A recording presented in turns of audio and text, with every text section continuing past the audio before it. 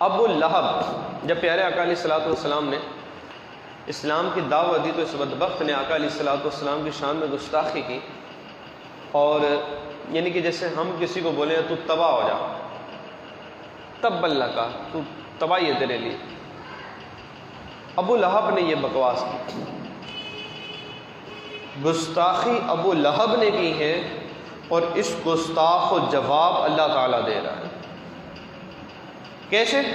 اللہ تبارک و تعالیٰ نے پوری سورت نازل فرمائی تبت یدا ابی لہب، کہ تباہ ہو گیا، ابو جہل کے دونوں ہاتھ تباہ ہو جائے، وہ تباہ ہو گیا، تباہ و برباد ہو گیا۔ ابو جہل کی زندگی یہ گستاخی رسول کرتے کرتے گزری تھی، اب اس گستاخ کا انجام دیکھیں کیسا ہوگا۔ بلکہ اس کا ایک بیٹا تھا، اس نے سرکار علیہ الصلوۃ والسلام کی شان میں گستاخی کی، عتبہ یا عتیبہ نام بھول گیا ہوں میں، اس نے سرکار علیہ الصلوۃ والسلام کی شان میں گستاخی کی۔ اللہ تبارک و تعالیٰ نے اس کے لیے بد دعا فرمائی کہ اللہ اپنے درندوں میں سے ایک درندہ تجھ پہ مسلط فرمائے۔ دعائے مصطفیٰ یہ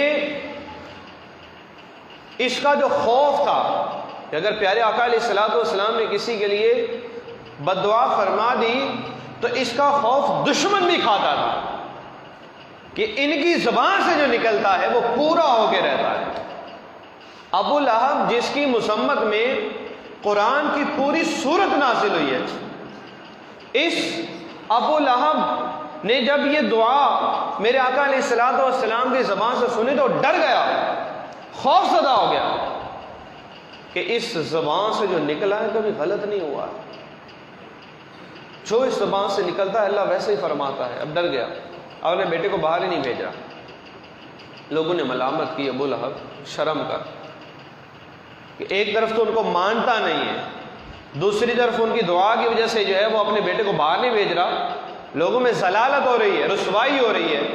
کہ کیا کر رہا ہے تو؟ اس نے کہا ٹھیک ہے میں اپنے بیٹے کو بھیجوں گا قافلے کے ساتھ جو شام تجارت کے لیے جانا تھا، لیکن ایک شرط ہوگی کہ راستے میں جہاں بھی یہ رکیں گے آرام کریں گے تو سامان سارا ایک جگہ جمع ہوگا، اس کے اوپر میرا بیٹا سوئے گا اور ارد گرد پورا قافلہ سوئے گا۔